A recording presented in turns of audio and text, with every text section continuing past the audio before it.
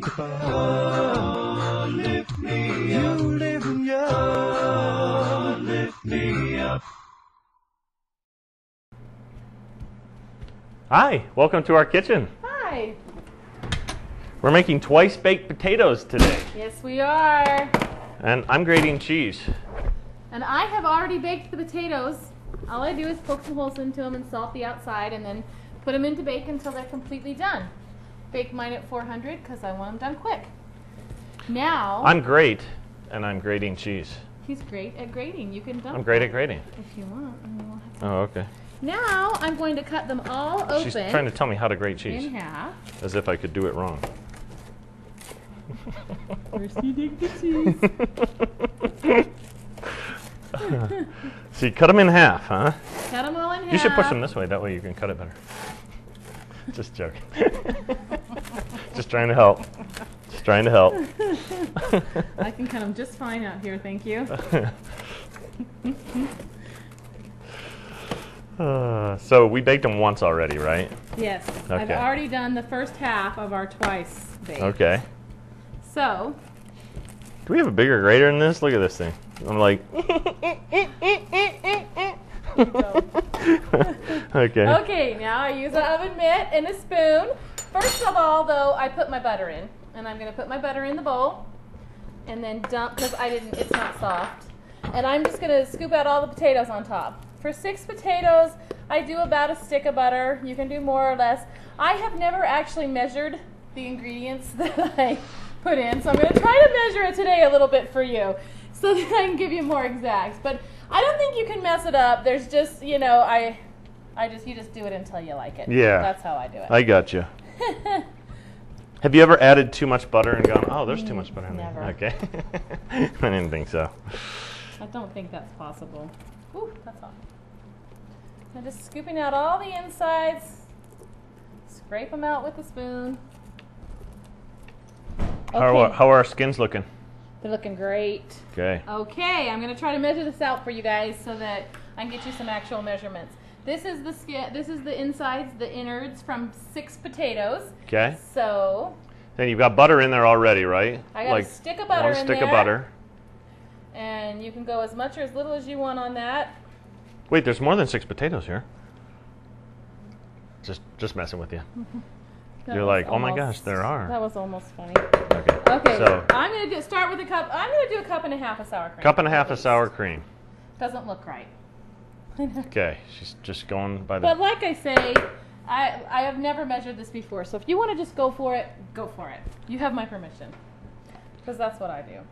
I think at least a cup of cheese, probably more. So there's a cup. That's nicely grated cheese. Let's just go for it and do 2. Okay. If you're slimming, cut back a little. No. Now, pepper. I'm not going to measure pepper for you because I never measure pepper. Oh, that's a Just lot. throw it on there. Salt. That was a Not gonna quarter do that for teaspoon. you either because I just throw it on there. That was a teaspoon and a quarter right there. That's at least 2 teaspoons of salt. Oh. And Well, your probably second a one. teaspoon of pepper. I was looking away.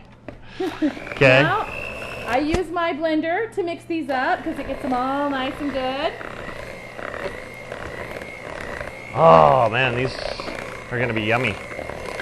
They're always yummy. They're really good.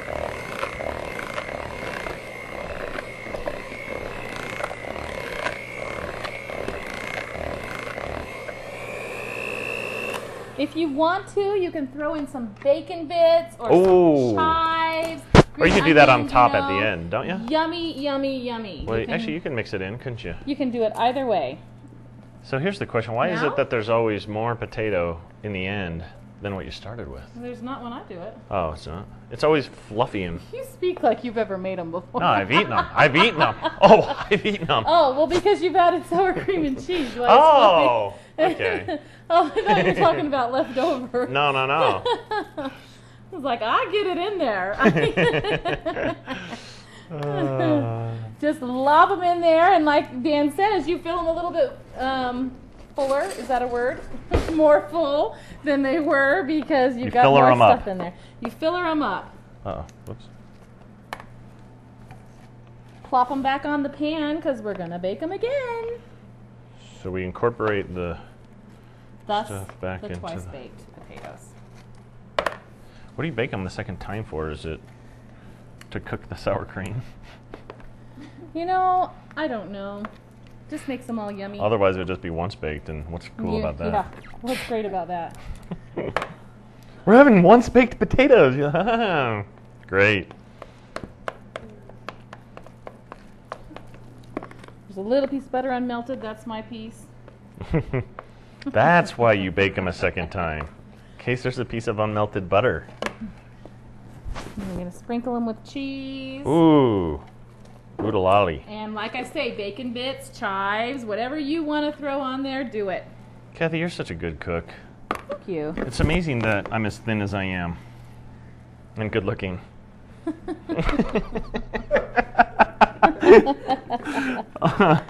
You know, I mean, seriously. Not to All me. this delicious food.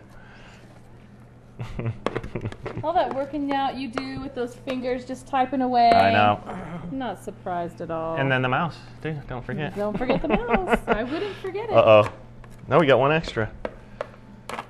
We overstuffed. Cut. No, I'm just joking. There you go. I messed it up. I messed up twice baked potatoes. You threw off my groove.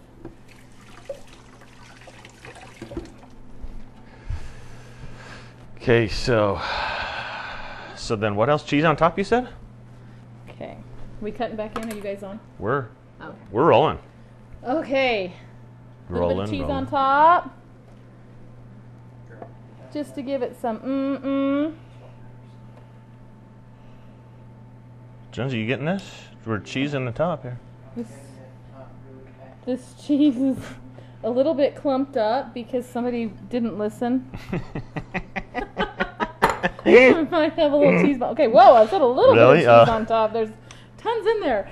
Okay, we're throwing these back in. We'll meet you when they're done. Okay, should we check the potatoes? All right, let's do it. Let's see if they're twice. We don't want to trice bake them. Yum. Just twice baked. Yum. Ooh, look at that. Check it out. Nice. They are so yummy. When they're a little bit cooler, you can pick them up and just take a bite out of them. They're so good. But right now, I'm just going to show you a little scoop. Oops. Look at that. And then if you put like chives and the bacon bits. Bacon. Or they're really good just on their own. Or They you know what stand else alone. is like a really thick steak along They're with it? great with ham, with Mhm. anything. Mhm. They're really, really good. Mmm. The measurements of all that, just right. Whatever she just did. Were they? All Yeah. right. Perfect. But feel free to add more or less if you want. Mmm. That's good. Well, thanks for showing us, sweetie.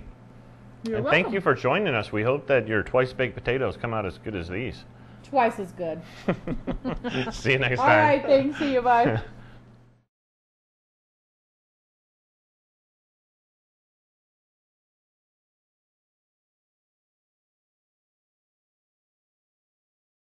Hi, I'm Alice Osborne, and I'm one of the authors of the Cooking Club newsletter, one of the best newsletters out there. And why? Because it is cram-packed with wonderful organization, energy-saving, and time-saving tips.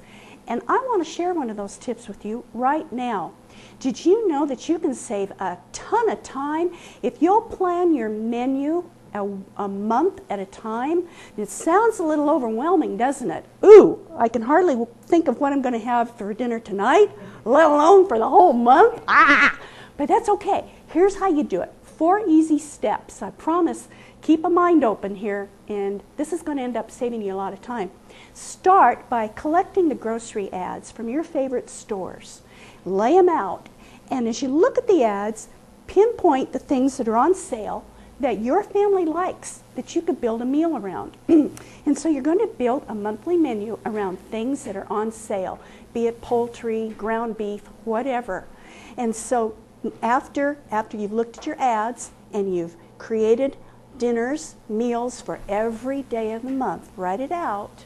Then you take that, you make a shopping list off of that, And then you take that shopping list. You're loaded for bear now. And you go to the store.